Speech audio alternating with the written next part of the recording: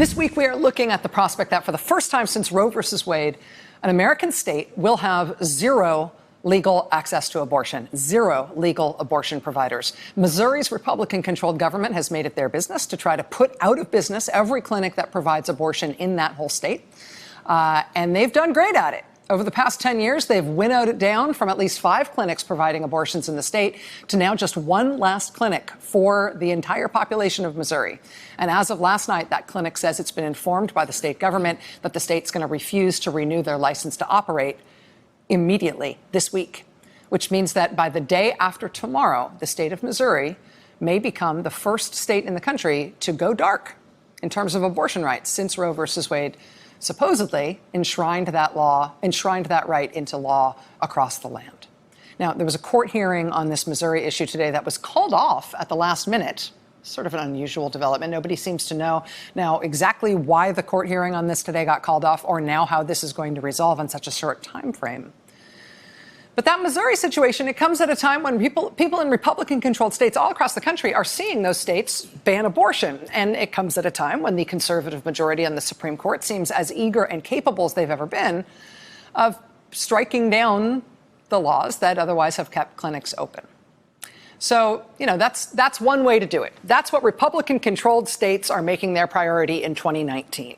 Banning abortion in print and banning abortion in practice, and seeing how far and how fast they can push the Supreme Court to make it go away nationwide. That's one way. Here's an opposite way. If you were driving down the highway in Colorado in 2012, you might have seen billboards like these. I want her to know I'm ready to be a dad. Pregnancy, just talk about it. They had billboards in Spanish, too. This one says, "We are ready for a relationship, not a baby."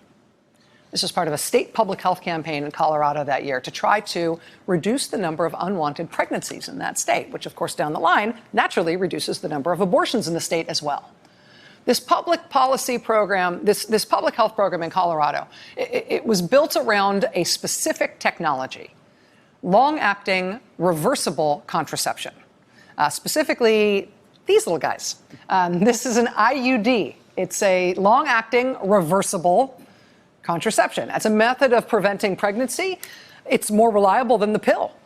With an IUD, you get the device put in, and then you don't have to do anything to keep it going. You don't have to remember to take some pill at the same time every day. It just works consistently until years down the road, you eventually may need a new one, or years down the road, you may decide that you now want to get pregnant, and so you have yours removed. But IUDs are expensive. They can cost hundreds of dollars. A lot of clinics can't afford to give women a free IUD or a subsidized one.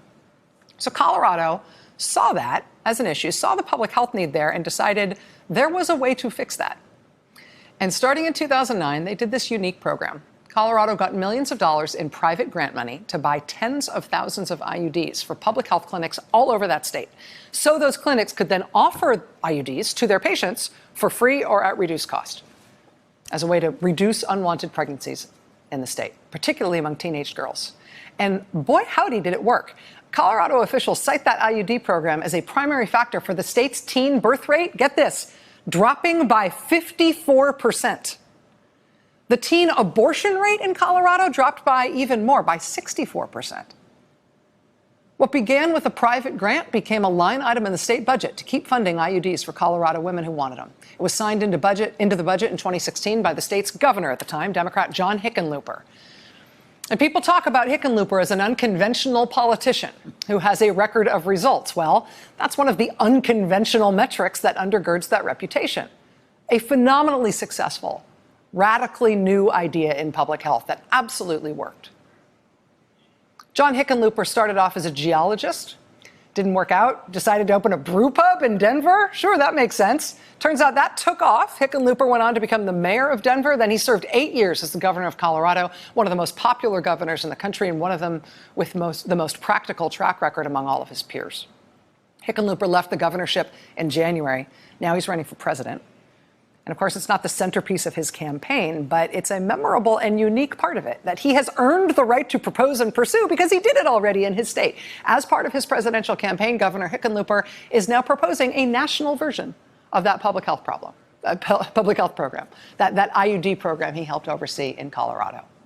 policy paper from his campaign says, quote, in light of the systemic attack on women's reproductive rights in states across the country, a federal program which expands access to affordable, effective contraception is even more necessary than when Colorado's program began 10 years ago.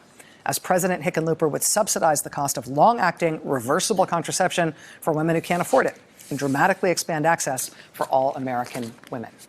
Joining us now for the interview is John Hickenlooper. He is the former Colorado governor. He's a current candidate in the Democratic presidential primary. Governor, it's great to see you. Thanks for being here. Thank you, Rachel. A lot of people have talked about the size of the Democratic field and what it takes to stand out, what it takes to get donors' attention. This is something that we've covered on this show years ago when you were in the midst of this, in the midst of fighting political battles over this in Colorado.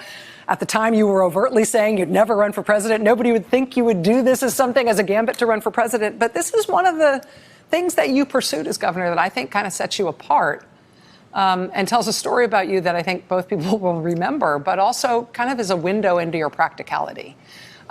Do you think that's fair? And was this harder to get done than it seems from the outside? Well, I think that it's a fundamental, inalienable right that women should have control of their own bodies. And I think that what's going on, this constant assault on women's reproductive rights, you see it in Alabama and Indiana, even Missouri now. I mean, so many states that it's horrific. And what we did was we went the other direction, right? We went out and expanded women's access to IUDs and Norplans, long-acting reversible contraception, as you describe it, and reduced teenage abortion by 64%, teenage pregnancy by 54%, and in the process saved $70 million of Colorado tax money. So the notion that the people that are so opposed to abortion don't recognize that in many ways by eliminating women's access to reproductive health, they're actually going to increase the number of abortions. It's unconscionable. Do you feel like part of the reason this was interesting to me at the time we initially covered it is because when you were running for re-election as governor of Colorado, your Republican opponent tried to make an issue of this on a real straightforward culture war way, that you were a bad person for pursuing this and this wasn't respectful of family values or something. I mean, he was pretty critical on the issue.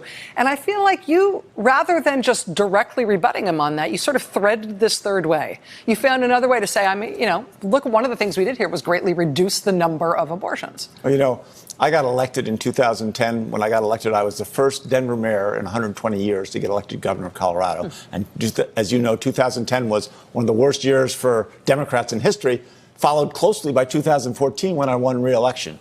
And a big part of that success was the result of really going all over the state and making sure that when we talked about women's health care, that we had the clinics and the community health centers and a network that really, as much as possible, even in those difficult to reach smaller towns, that we gave women choices and allowed them to control their own bodies. I have a lot to ask you about your time as governor and as your campaign for the Democratic presidential nomination this year. Stay right where you are. Governor John Hickenlooper of Colorado is our guest. We'll be right back. Hey there, I'm Chris Hayes from MSNBC. Thanks for watching MSNBC on YouTube. If you want to keep up to date with the videos we're putting out, you can click subscribe just below me or click over on this list to see lots of other great videos.